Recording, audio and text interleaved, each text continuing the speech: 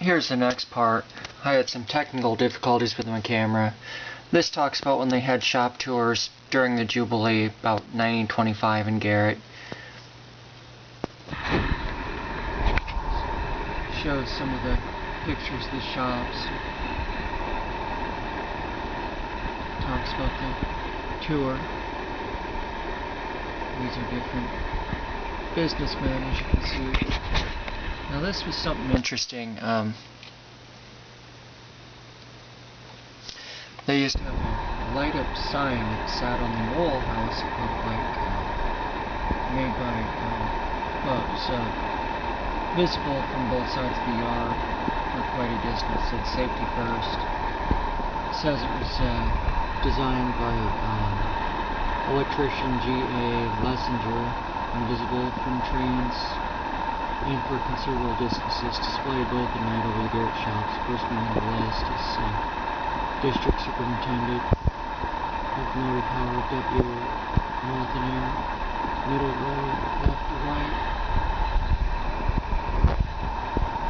We got shakes of Garrett's supervision in anticipation of escorting visitors on a tour to local shops. You have William Mulcahy. He also designed a pipe bender, which I'll show you, that was featured in Baltimore Noha magazine in 1926.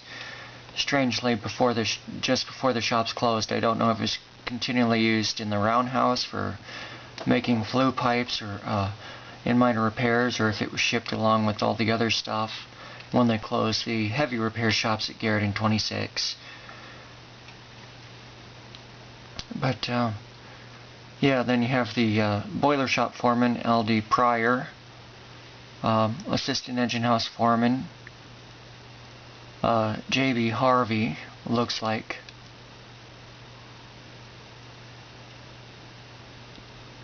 Or did I miss one? Yeah.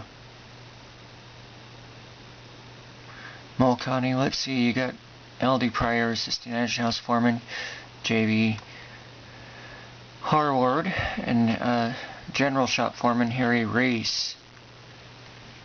And then below you got Mr. Bellaman of the Pilloid Valve Company, foreman Race, Garrett Master Mechanic Gelhausen from Chillicothe, Ohio, and Master Mechanic E.J. McSweeney from Garrett. He was the son of the blacksmith I had mentioned, J.T. McSweeney. They were both supervisors in the B&O. His son was a master mechanic over in Ohio, though.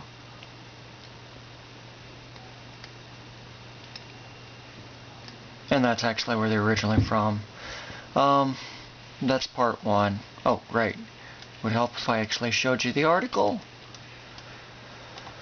Let's see, Superintendent H.D. Cruz hosted on Monday, October 27th, 56 businessmen of Garrett, the party, gathered at Baltimore Noha passenger station shortly after 1 o'clock in the afternoon.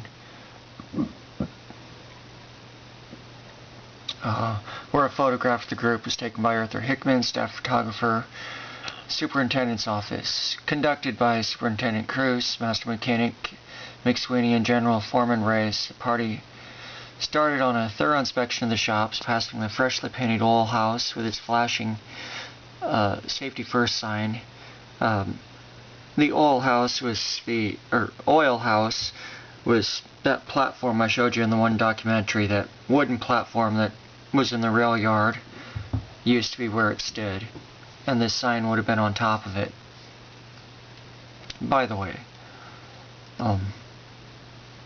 and then it says various types of where they entered the roundhouse, where various types of passenger and freight power were pointed out. Highly polished locomotive bearing the insignia of the Capital Limited drew much favorable comment by means of a powerful hoist. Modern passenger engine was lowered from a height of 8 feet until it rested on a new pair of drivers that had been repaired.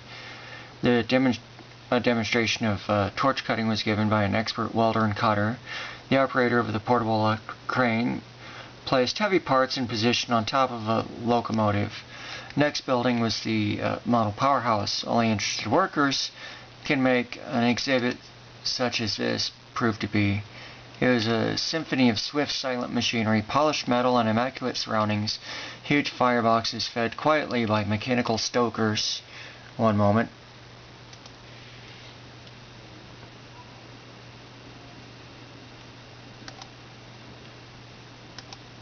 Let me bring it up. Oh, wonderful. Sorry for my messy desk.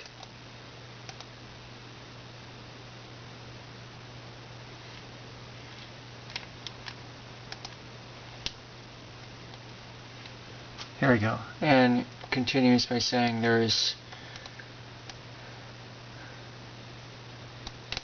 no coal or smoke on the floor.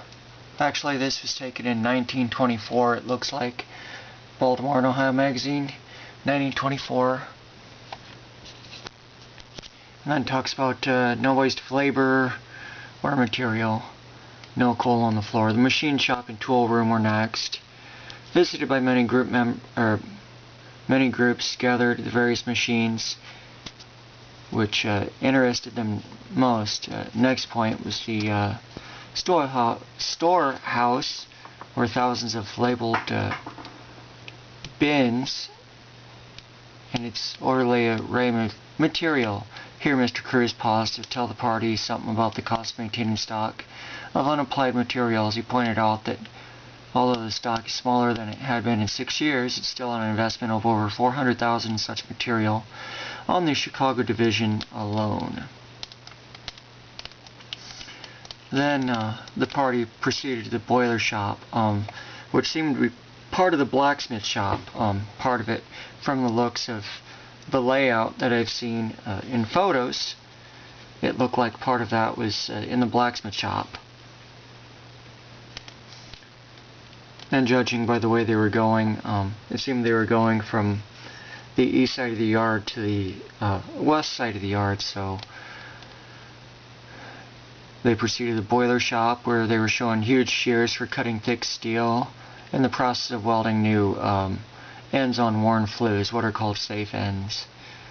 From the boiler shop, they went to the blacksmith shop, where they witnessed an interesting display of forging large parts from a scrap axle with the aid of the giant steam hammer. And this is where I get the impression they only had one. It says the giant steam hammer, so it appears that they may have only had one, which is kind of unusual, as I said, for a road blacksmith shop. Usually they had at least one steam hammer and a smaller hammer, but my research hasn't revealed any other hammers in the shops, though I imagine they had other farmers like bolt makers or bolt headers or a bulldozer press, which is basically like a inverted press brake type of thing with dies on it, and it would squish the material into shape for making like brake hangers or things like that, brake rods, various different parts like that, by squishing them like a forge press. And then the next places visited were the casting platform, where rough repair parts were kept, the bolt house with its carefully arranged stock and division, storekeeper Reynolds on the job, the saw shop with its complete woodworking equipment, featuring a machine for boring square holes, what's called a mortiser, I believe. The reclamation plant gave a lesson in economy and scrap and rapid handling and scrap. It had a magnet crane as well, it says. And then you have the car repair yard and shop, using the Tatum system, repairing, and how they were brought up to the worker in various stages of progress until the car in first-class condition was painted and stenciled, and then the tour was closed. And I'm about to run out of camera. My camera is about to cut out at about 10 minutes. We're at 9:37 right here, so I'll cut off here. And then it just talked about the relation between the community, and they shared some cigars once they were outside of the shops. And now on to the next part.